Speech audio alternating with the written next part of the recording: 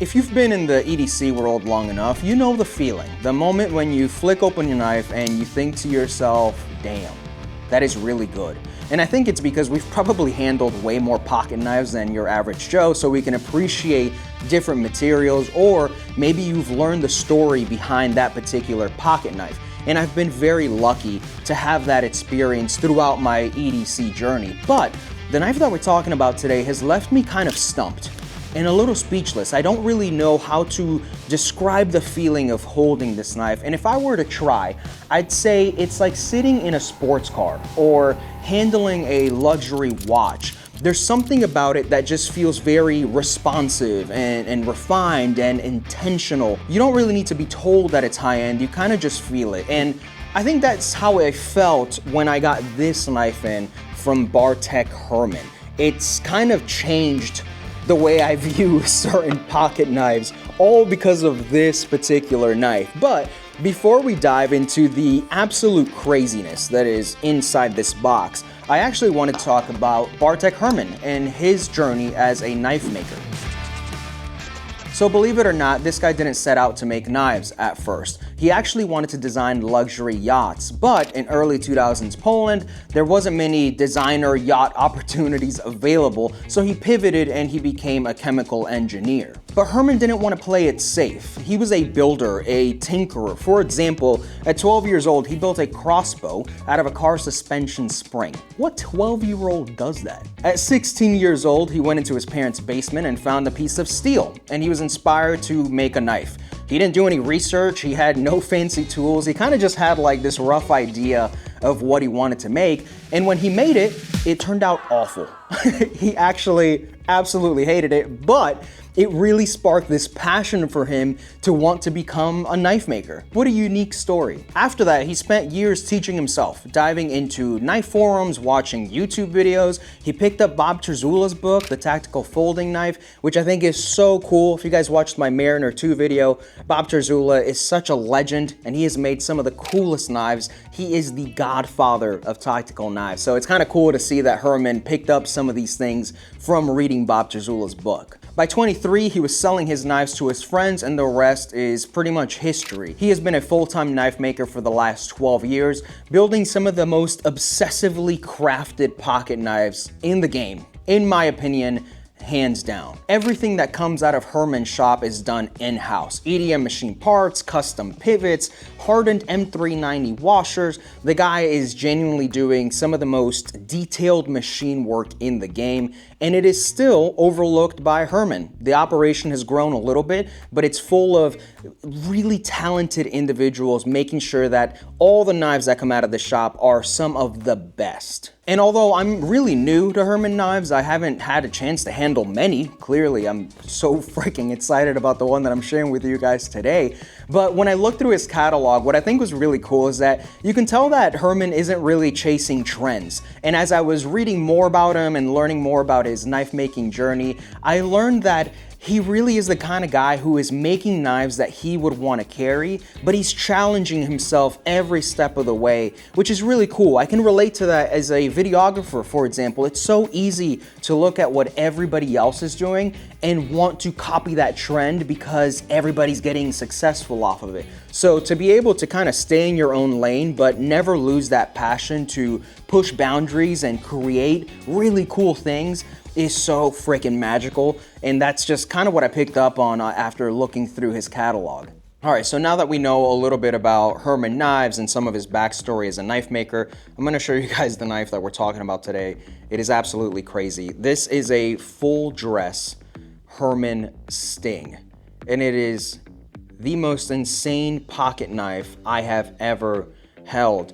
And I want to go over some light specs and then kind of talk about all the machined craziness that is going on in this knife. So for the overall length, we're looking at 7.76 inches and a blade length of 3.27 inches. The blade is made out of Damascus steel Vinland, which is something that I had to look up. I didn't know what Vinland was, and Vinland is essentially just the ripple pattern that is on the blade. It's also been mirror polished, if it couldn't get fancy enough. The scales, clip, and backspacer on the Sting are made out of Damascus, and it's running on ceramic bearings that are custom made in-house by Herman Herman knives. It's got a custom 7-pedal pivot system with a phosphor bronze bushing and a ceramic detent tungsten carbide lock insert and stop pin. Not only is this knife incredibly beautiful, but the presentation that the knife comes in is also ridiculously insane. If I'm gonna spend a lot of money on a knife, I kind of want nice packaging to go along with it. And I say that as someone who also throws away packaging because I hate keeping so much of it, but I tend to keep the knife boxes that I think are the absolute coolest. And the Herman knife box is one of the most insane presentations I've ever come across with a particular pocket knife. We have a little steel card up here that's been screwed in that says Herman. You have this really nice latch, and the box opens up all the way open.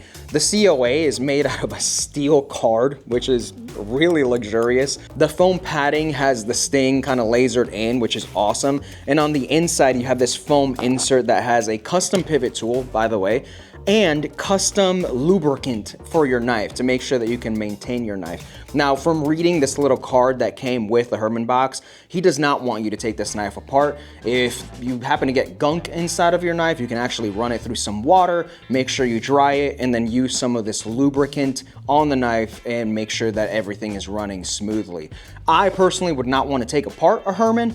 I never have, and I don't think I ever will. It's something that's far too intricate for me to try, and I'm definitely not a tinkerer by any means. I don't take knives apart unless I absolutely have to, but if you want to, it's really cool that he's included all the little things that you need in order to make that happen. So the Sting series for Herman is a collection that blends functionality and elegance, and you can definitely see it on this particular knife. This is a full dress Sting. Very, very elegant, but in hand, it feels extremely comfortable. The action is really, really fun. And looking at this knife, the reason I was having such a hard time kind of conveying how crazy detailed this knife is because there's just so much going on. For example, the liner lock has this really fine milling. The scale on the opposite side of that liner lock has this little like recess, this little cutout, and within that cutout, there is milling. You're looking at mirror polished pivots. Insane. The amount of just little things that I keep finding the more I look at this knife. Sting has been engraved on that show size scale. If you look at the part of the back spacer that's facing you when the knife is open, they've put in there proudly made in Poland. Every time I have looked at this knife, I have thought to myself, oh cool, there's something else I didn't notice. And just for the sake of comparison, Taylor has a Sting as well. It's not a full dress Sting as the one that I'm showing you guys now, but even this Sting that is an M390 blade and titanium scales with milling on them has the same attention to detail. The liner lock interface is also textured. It kind of has this, I don't even know how to describe it, kind of like rock type textured, like very fine. That is on the inside of the liner lock. It has the same milling on the show side scale. It also says Sting 2021 that's been engraved on the show side scale as well. So this isn't one of those things where just because that's a full dress custom knife, it gets way more attention to detail. Even something like this that's in more traditional materials gets the same level of attention as that one, which is what I think makes Herman knives so freaking cool. As I said earlier, this guy is obsessively crafting some of the most insane knives in the knife world, and to have that same attention to detail on a knife that is almost $3,000 and then on a knife that is roughly $750, $850, $900-ish or so is really cool to see. Which leads me to the more delicate part of this conversation. This full dress thing is almost $3,000. That is not casual money. This is not a knife that you will buy and throw in a toolbox. This is not a knife that you're gonna buy and put in your drawer with all your other knives. This is, in my opinion, reaching collector status. And some of you guys watching this video may be in that ballpark, some may not be in that ballpark. I've been in the EDC community, I've learned about pocket knives and stuff for roughly 6 years, and a knife like this is considered a heirloom piece to me. It's a collector's piece, no doubt about it. This knife can still cut, I mean it's razor shaving sharp, So it is a tool at the end of the day, but the materials used on a knife like this are definitely more high-end and luxurious. It is a practice in how far we've come from knife making in the beginning to now, where machining has gotten so insanely detailed and intricate that Herman is able to put out something like this that is still used as a tool, but it can also be something that we can admire. And I think that's where the price point is justified. You are not simply paying for a pocket knife. If that's your goal, you can go and buy a $10 Ozark Trail. You can buy a PM2, a Bug Out, whatever. You can buy a knife, a really good knife, for any price range nowadays. We are in like the renaissance period of EDC, where you can get yourself a really good knife for $10. Or you can get yourself another really good knife, but with really insane materials and finishes for $300, $400, $500. And for me, I remember when I first got into the world of EDC and started learning about pocket knives and materials, spending $50 on a knife seemed absolutely insane. And then I did it. And I told myself I wouldn't do that again, and then I spent $100, and then $200, and then $300.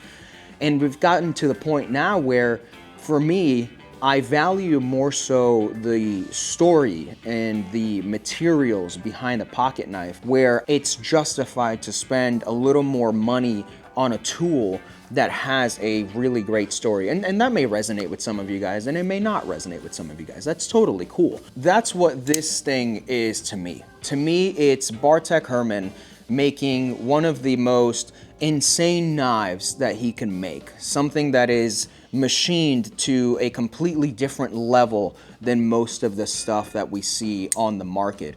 And for $3,000, it's crazy. It's crazy to think about that. But if you look through Herman's catalog, you don't have to pay $3 grand to get the same beautiful details and the same performance, because he does have knives in the $700, $800, $900 range that are just as good. Hear the action on this knife.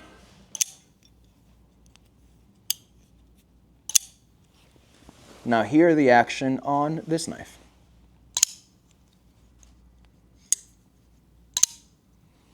They're pretty damn close. If you are curious, if this has sparked your interest, if you're there in your EDC knife collecting journey, I'm gonna leave a link down below to Polish Custom Knives. They have a whole catalog of Herman knives, including the Sting, the Dragonfly, the Ishtar, a couple other models. And check them out. These videos are for me to share stories of really cool people doing incredible things. It's not a matter of like, hey, I made this video, I hope you like it, go down there and buy that knife. No. It's more so, if this is a story that resonates with you, if you look at this knife and you think this is incredible and this is something that I want to check out, do so down below. But if you're just getting started in your knife journey, you don't need a $700, $800, $900 knife. Go through the process. Buy every budget knife you can buy something a little more expensive, buy something then cheaper again, learn about what it is that you like in knives, and then follow your heart. That is my, my little sprinkle of wisdom from somebody who has purchased way too many knives. And sometimes expensive knives have disappointed me, and sometimes really affordable knives have surprised the hell out of me.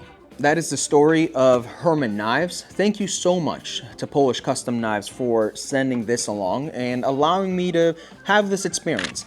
It's definitely made a huge impact. It's something that I think was really worth sharing with you guys, so I hope you guys feel the same. If you guys are curious, again, that link will be down below for you guys to check out the Herman catalog. Let me know down below, what was a knife that you handled that completely changed your outlook on something else? I don't care how expensive the knife is. It could be 50 bucks, it could be $7,000. I don't really care. I want to know, what knife was it that gave you this crazy cool experience that made you appreciate the tool for something more than just a knife? Because I'd really love to hear that. Thank you guys so much for watching this video. I appreciate your time as always, and I'll catch you guys on the next one with a new knife story.